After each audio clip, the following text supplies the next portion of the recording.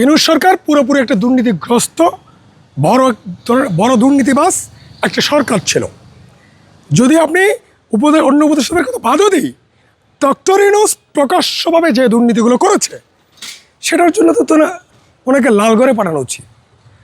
যে ডক্টর ইউনূস এবং তার উপদেষ্টারা দেশটাকে চুষে খেয়ে ফেলেছে জনগণের বিশ্বাসের উপরে কেন্দ্র করে ক্ষমতায় এসে। জনগণ সেটা চায়নি।